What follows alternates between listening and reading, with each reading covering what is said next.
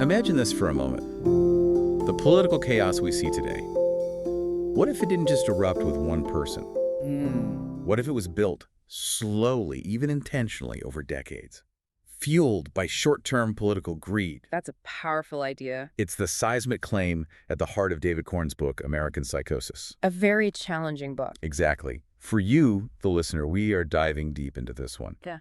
But we also believe that some books, especially with claims this big, must be challenged. They have to be. So our mission here is to go way beyond a summary and give you a precise, balanced critique of its argument, its strengths, and its critical limitations.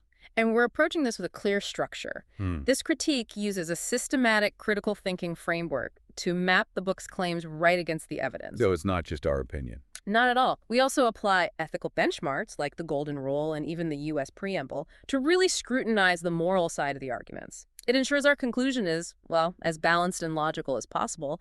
And as we navigate this, just remember, you're experiencing a unique two-host AI conversation powered by Google's Notebook LM. It's designed to give you a deeper, more dynamic analysis than you'd find anywhere else. So let's unpack this. Let's do it. Okay, first, David Corn. Who is he?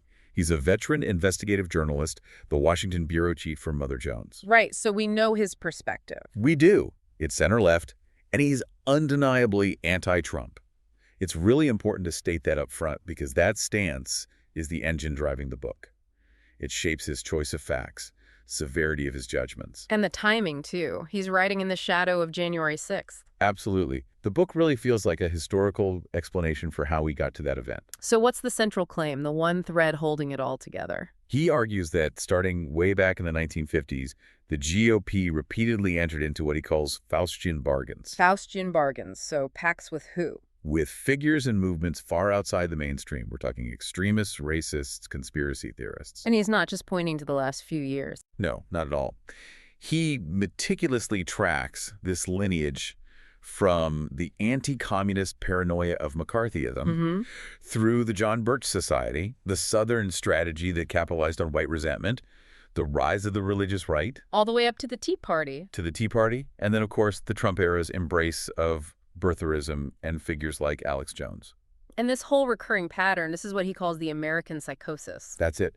A state of normalized political paranoia that he believes now threatens democratic norms themselves. So the book is this long chronicle of right-wing paranoia. It is. It's incredibly vivid. You finish it with a really strong sense of the information, the historical facts, but where it really clicks is in the understanding it invites. Exactly. He wants you to see a structural feedback loop. It's almost self-destructive. How does that loop work? Elite political actors, they use fear and resentment to win elections. Short-term gains. But by empowering those very forces, they eventually become hostage to them.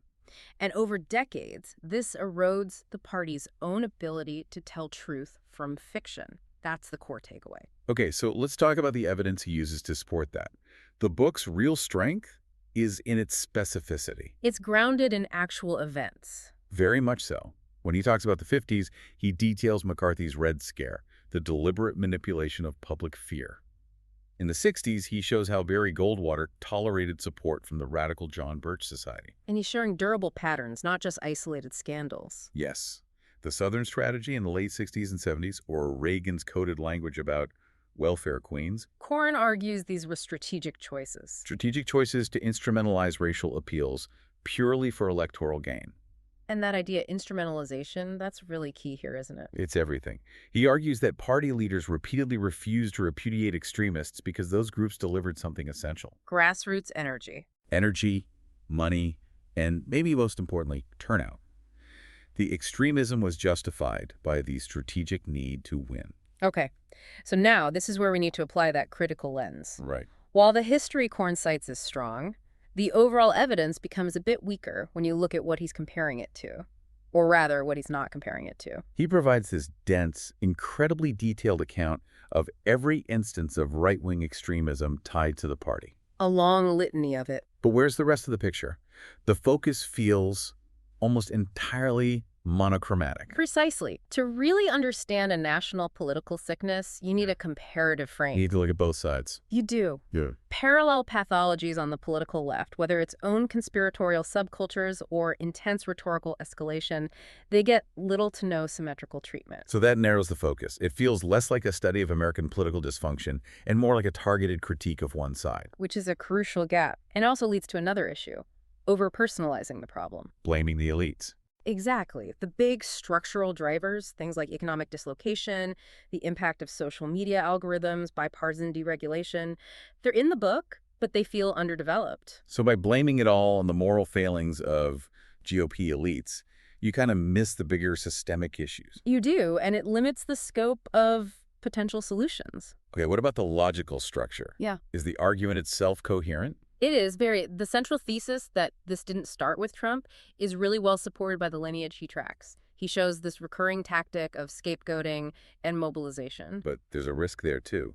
By building this comprehensive catalog of ugliness over 70 years. It can lead to a sweeping generalization. Right. The risk is that the reader infers that the Republican Party is nothing but extremism. And that underplays the complexities. It doesn't really acknowledge the moderating forces that existed or the internal dissent against figures like Trump. Or even genuinely conservative but non-authoritarian traditions. It lets the loudest voices define the whole group. And there's another related challenge here. By emphasizing the ugly origins of certain movements, he sometimes risks dismissing later policy positions just because of their lineage. A genetic fallacy. Yes, instead of assessing them on their independent merits today.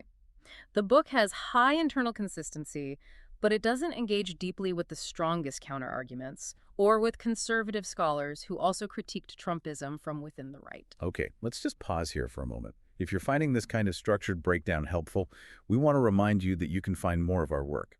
We use Mindful Moments, our YouTube channel, which offers AI book analysis, summaries, critiques, and podcasts, all designed to inspire reflection and rational thought. So let's get back to that imbalance in the critique. We noted that the approach often grants what we call minimal charity to conservative voters' stated concerns. Things like anxiety over religious freedom, or fear about rising crime, or economic displacement. Instead of taking those at face value, those concerns often get filtered. interpreted as just masks for bigotry or paranoia. And that approach, well, it can prevent the kind of reciprocal understanding you need in a democracy. If you just assume the other side's concerns are a disguise, you miss a chance to diagnose the real systemic problems. Let's shift to the ethical evaluation. Well, I have to say, Corn's core moral intuition here is pretty compelling. it's hard to dispute. His argument suggests that a major political party owes all citizens basic security, truthfulness, and respect for their dignity, stoking racist or conspiratorial passions. It just clearly fails the golden rule. The book is very effective at surfacing those ethical asymmetries. How so? By highlighting how specific groups, Black Americans, immigrants, LGBTQ people, have been used as instruments for political mobilization, he makes a powerful point. The rhetoric and policies he details are things their architects would never accept if they were the ones being targeted. So what does this 70-year pattern mean for civic society? We actually use the U.S. preamble as a kind of civic benchmark to test this. A benchmark for consequences. Exactly. First, form a more perfect union. Corn persuasively shows repeated tolerance for these divisive us versus them narratives that fracture national cohesion for short-term wins. It's the opposite of forming a union. It is. Then, establish justice and ensure domestic tranquility. The case here is pretty clear. Racially coded appeals and delegitimizing elections. They undercut equal justice and they inflame unrest. We all saw the consequences of that entire ecosystem leading up to January 6th. And the final one. Secure the blessings of liberty.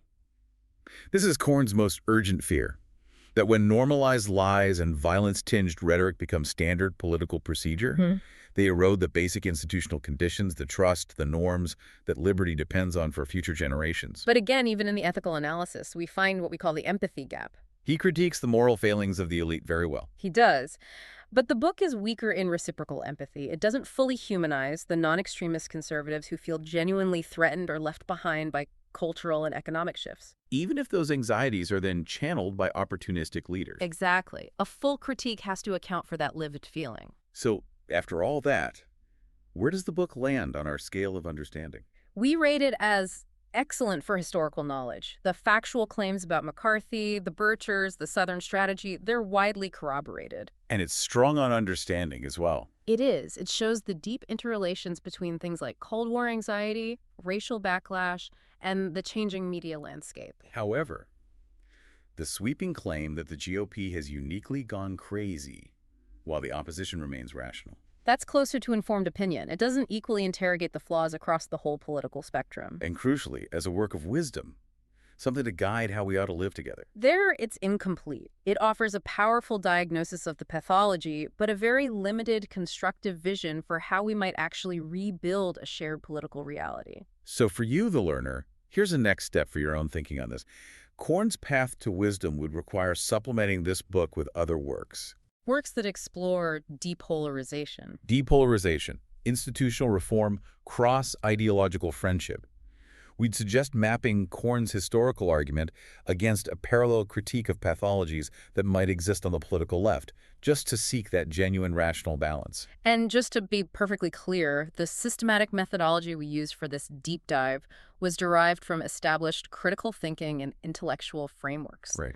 This allowed us to provide a precise and structured analysis of the book's claims and its ethical implications, making sure our findings are grounded in reason, not in partisanship. That rigor is everything. If you want to dive deeper into the historical claims Korn makes or see our complete structured analysis, click the link on screen for the in-depth book analysis. Subscribe, share, purchase via link, and think rationally.